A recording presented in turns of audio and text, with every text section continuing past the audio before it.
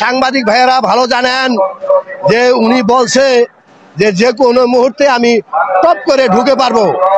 আর এদেশের মানুষ অধীর আপেক্ষে খাপ পয়টা পয়সা রয়েছে, উনি টপ করে ঢুকে পড়বে, ওনাকে খপ করে ধরা হবে, ওনাকে টপ করে ফাঁসিতে ঝুলানো হবে, ওনাকে পদ্মা সেতুতে ঝুলে ওখানে বারবার ফালানো হবে। আর শুনেন, একটা কথা আছে না, যে করে চালাকি ভাই, যে করে চালাকি সে বুঝে তার জ্বালাকি। এই বাংলার 18 কোটি মানুষের সাথে এই স্বৈরাচারী হাসিনা করছে চালাকি, সে বুঝতেছে তার জ্বালাকি।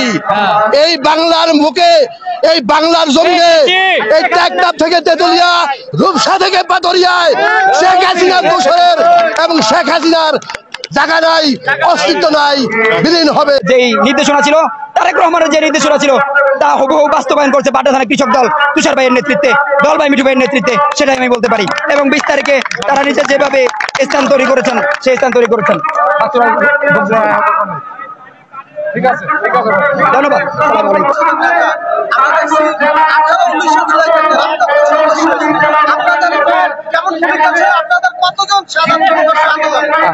আমরা বাড্ডা থানার এই ছাত্র জনতা আন্দোলনে বাড্ডা থানা কৃষক দল তুষার ভাইয়ের নেতৃত্বে যেই ভূমিকা পালন করছে, উনি ঠিক জিয়াউর রহমানের যে আদর্শ, যে সেক্টর বাইক স্বাধীনতার সময় ভাগ করেছেন, একইভাবে বাড্ডা থানাকে বিভিন্ন সেক্টরে ভাগ করেছেন। তিনি ছাত্রদেরকে আপনি Notun Bazar sector, Gudaraghat sector, link road sector এবং মেরুল সেক্টরে বিভক্ত করে যে পথ পরিবর্তন করেছেন সে আমাদের তুষার ভাই। এবং যে ভূমিকা কৃষক দল রেখেছে, এর মাধ্যমে আমাদের যেই কৃষক নেতা সুমন শহীদ হয়েছেন, আহত হয়েছেন শত শত, এবং যেই ভূমিকা পালন করছেন, এবং আহতদের অনেকে আমাদের মাঝখানে আছেন।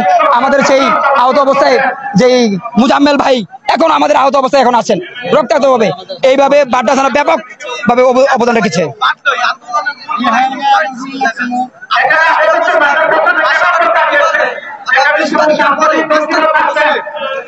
আমরা যে আক্রমণ হয়েছে, যেই বর্বর হামলাবাদী কৃষক দল ঢাকা মহানগর উত্তরের বাড্ডা থানার যে কমিটি আছে, কৃষক দল কমিটির ভারপ্রাপ্ত সদস্য সচিব মোহাম্মদ মাকসুদুর রহমান,